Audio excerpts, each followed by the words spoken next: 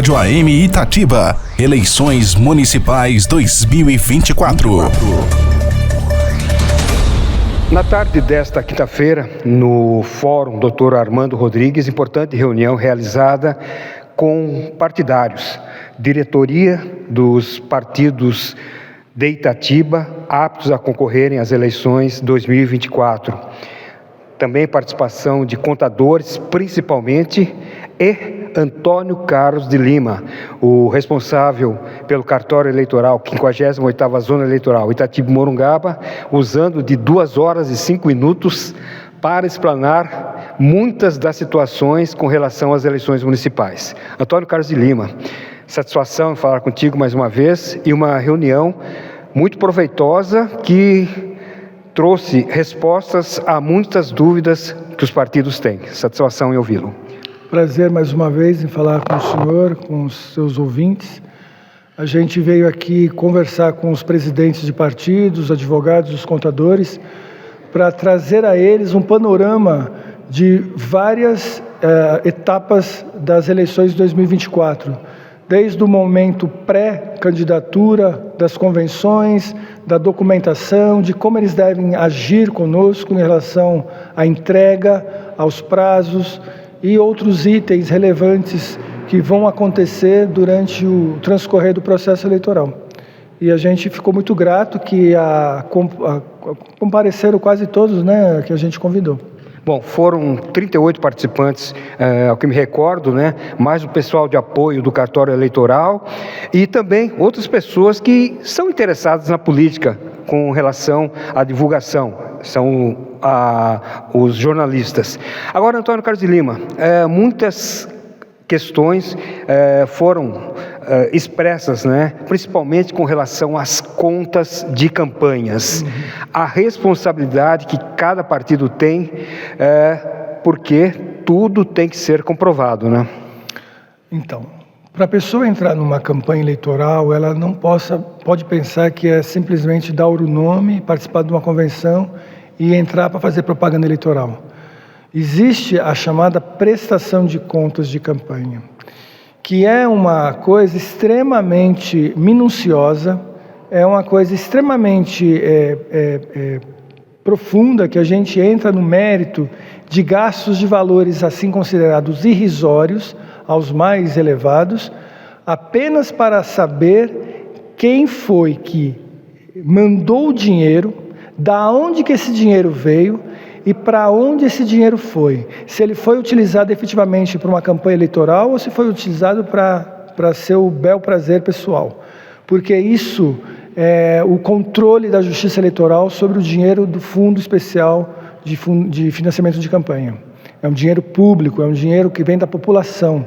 Então não há como não cuidarmos por meio dos processos de prestação de contas, sendo os partidos políticos e sendo os candidatos também responsáveis pelo dinheiro que eles recebem. E o partido responsável por quem ele coloca como atualmente pré-candidato, visto que ele não deve ter débito algum com relação à Justiça Eleitoral. Então, o candidato, né, a pessoa que quer se pré-candidatar, ela precisa ter algumas prerrogativas. E algumas delas são relacionadas a não ter prestação de contas não prestadas nas eleições anteriores. Sinal de que não quis atender à justiça nesse quesito. Portanto, não consegue ser candidato. Os que tiveram contas desaprovadas, desde que as contas tenham sido desaprovadas, mas não tinham surtido outros processos paralelos de investigação, crime eleitoral ou de uso de recursos indevidos, esse também pode ser. Agora, qualquer pessoa que tenha alguma dívida passada conosco, não consegue se candidatar, né? Agora, Antônio Carlos de Lima, falando, né, dos pré-candidatos, quem está com algum processo na Justiça Eleitoral pode se candidatar, ela tem um registro de negativo, né, do Tribunal Superior Eleitoral?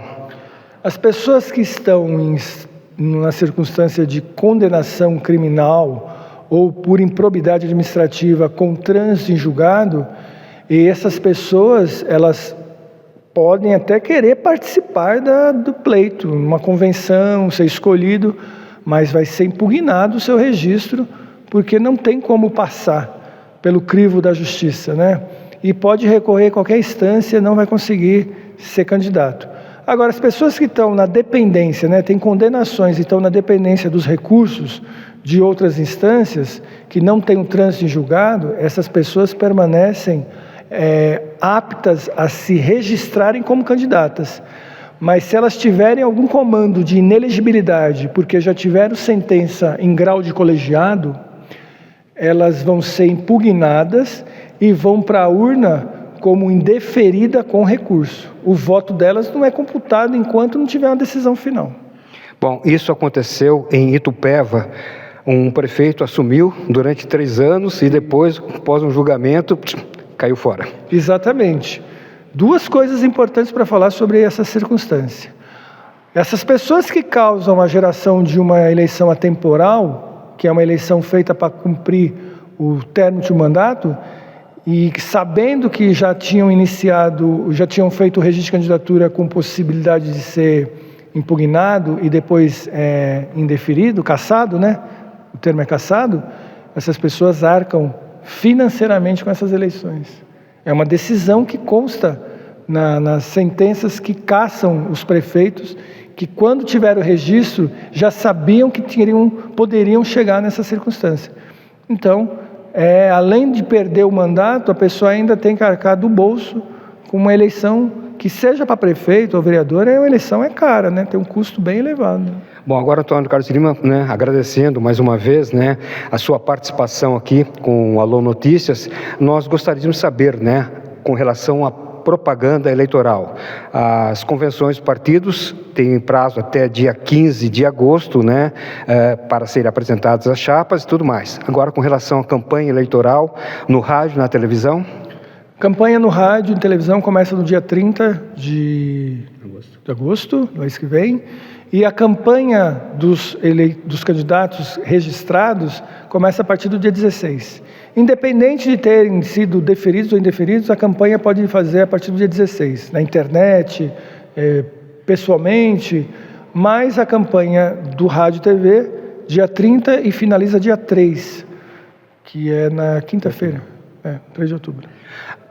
Mais uma pergunta, né? Redes sociais, hoje em dia, é um problema sério, inclusive com relação a postagens, e a Justiça Eleitoral está de olho, né?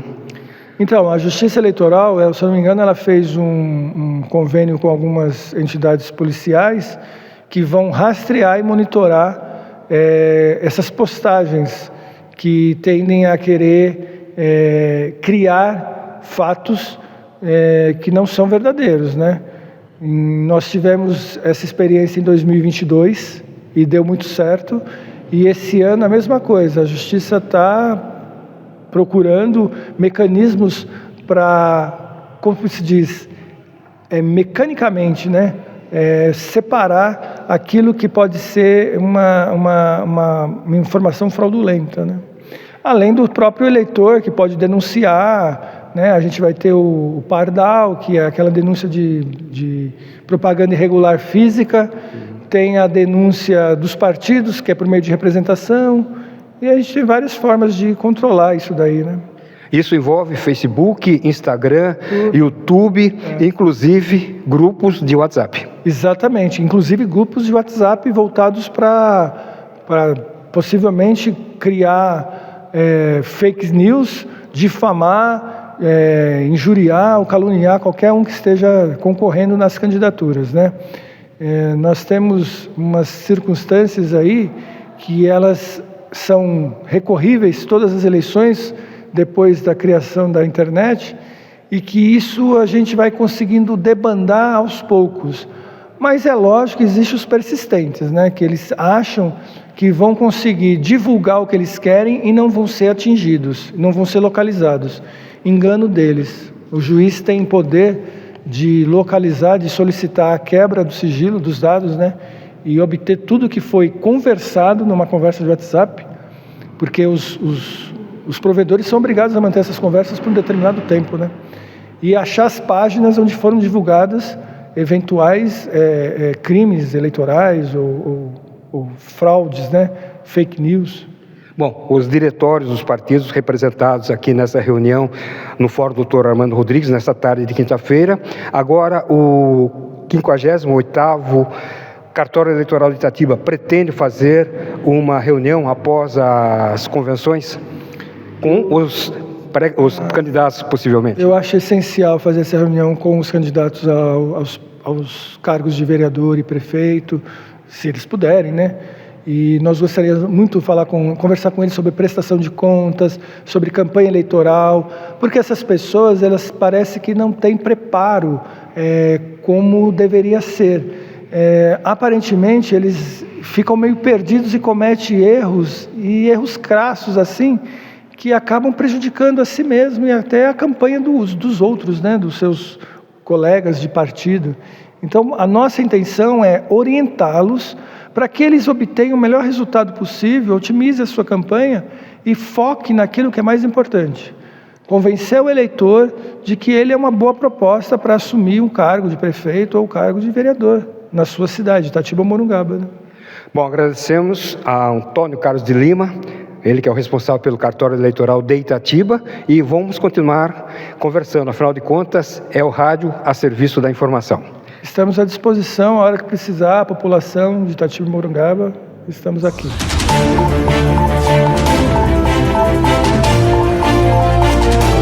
Rádio AM Itatiba, eleições municipais 2024.